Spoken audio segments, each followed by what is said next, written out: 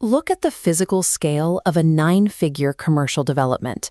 Massive steel girders, multi-acre foundations, intricate phasing schedules. A project of this magnitude is mathematically inaccessible to a localized subcontractor. This diagram illustrates the barrier. We have two isolated nodes representing small solo firms. Notice the tight boundary line encircling them. This is the hard ceiling of their maximum bidding capacity. Hovering far above that boundary is a high-volume commercial contract. Individual overhead establishes a mathematical limit that keeps this contract entirely out of reach. A solo firm has restricted access to high capex inventory. When you rely on a single set of heavy machinery, the volume of work you can physically complete in a given quarter is strictly capped by the availability of that equipment. You are also constrained by a static labor pool. If a massive project demands a sudden, acute surge in specialized labor, a solo operation cannot scale up fast enough to meet that requirement. The solution to shattering this hard ceiling is structural. It requires merging separate small firms into a formal joint venture. This requires moving strictly past a handshake partnership. You're creating a synthetic Tier 1 bidding entity, a governed legal corporation designed to bid as a monolith. Building this entity relies on three operational pillars: establishing a unified legal framework, pooling physical inventory, and consolidating labor. Executing these three pillars grants you the capacity to bid on and service massive commercial projects previously disqualified by your individual balance sheet. Remaining an isolated firm in a fragmented market guarantees a strict cap on your revenue. Adopting the joint venture model provides the exact structural prerequisite needed to scale past that limitation. Before any tools or crews share a job site, you must establish a formalized legal framework. The merging firms must enact explicit profit-sharing protocols. Every partner's financial incentives must align perfectly, dictating exactly how capital flows back to the origin firms upon project completion. In this diagram, a bounding box labeled joint venture forms around the isolated firms. Inside are distinct layers for risk allocation and profit distribution to individual partners, ensuring that a catastrophic, entity-threatening risk on one project cannot liquidate the assets of the other origin firms. With the legal firewall in place, we move to the operational mechanics. This central hub represents the administrative core. Instead of each origin firm running its own payroll software, tax compliance, and HR staff, those separate redundant streams are merged into a single centralized pipeline. Centralizing these back-office operations instantly eliminates redundant individual overhead expenses across the board. Stripping away this administrative friction has an immediate financial effect. It directly increases the amount of available liquid capital across the entire venture. To win a massive commercial bid, you need substantial working capital to front initial material orders, insurance premiums, and mobilization costs. That freed-up liquidity covers this exact requirement. Beyond protecting the partners, this legal and administrative core lowers the baseline operating cost, generating immediate financial leverage before a single hammer is swung. With the administrative systems unified, the next phase is the physical aggregation of heavy machinery into a massive, centralized logistical footprint.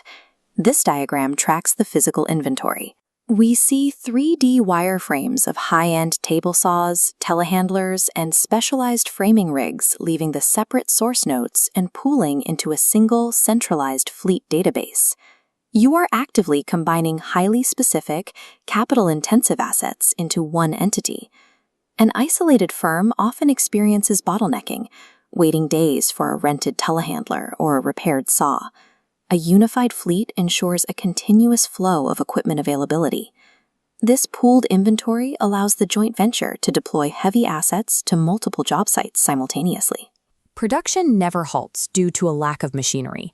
Look at this Gantt chart overlaying the central fleet database. To manage the combined machinery, you must implement a shared, centralized maintenance schedule. It strictly maps out staggered downtime across all pooled assets. By staggering when each machine goes offline for servicing, the joint venture maintains continuous operational capacity across all active job sites. Distributing the maintenance burden across the entire joint venture prevents a single blown transmission or a catastrophic repair cost from bankrupting an individual partner. Adhering to a strict shared maintenance protocol drastically increases the overall longevity and the daily utilization rate of every physical asset you own. By pooling inventory, static tools sitting in a yard are transformed into a dynamic logistical footprint. You replicate the physical capacity of a Tier 1 contractor, capable of continuous multi-site operation. The final internal step in constructing the joint venture is the precise and strategic integration of specialized human capital across the board. This network graph maps out the labor strategy. Distinct crews are merging into clustered nodes, categorized strictly by skill level. We see groups for master carpenters and separate pools for apprentices. You are establishing a highly categorized bench of labor. This structure enables dynamic deployment. Specialized labor can now be rapidly shifted between sites based strictly on the specific phases of a project, maximizing hourly efficiency. Turning to the supply chain, this flow diagram illustrates the joint venture's strategic leverage. We see massive, aggregated orders for lumber and hardware feeding into the main JV node, providing the scale necessary to suppress raw material costs.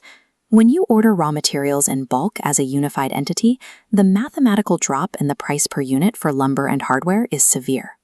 This aggregated purchasing power directly lowers the overall cost structure of your commercial bid. You can heavily undercut solo competitors while maintaining a strict profit margin.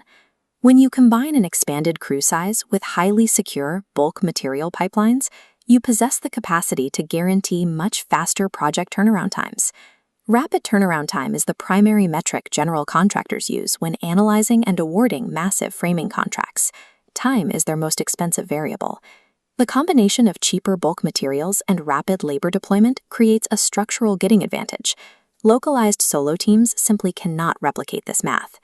Here is the fully constructed joint venture. The legal core, pooled inventory, and labor bench operate as a single unit. It expands through the previous capacity boundary, connecting to the massive commercial contract node. Presenting this powerhouse entity to general contractors requires a specific roadmap.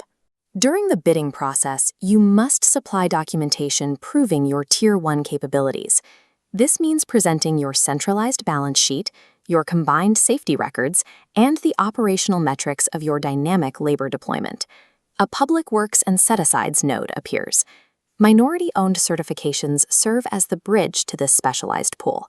The joint venture aggregates these individual certifications to qualify the entire unit, providing a direct pathway to lucrative set-aside contracts out of reach for standard commercial bidders. Executing this strategy effectively requires a profound psychological shift. You must abandon the localized zero-sum competition of underbidding your neighbors for small residential jobs.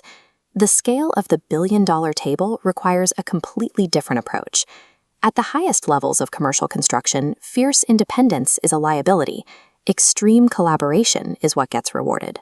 Formalized horizontal integration via the joint venture is the only rigorously engineered pathway to graduate from a local subcontractor to a major commercial player.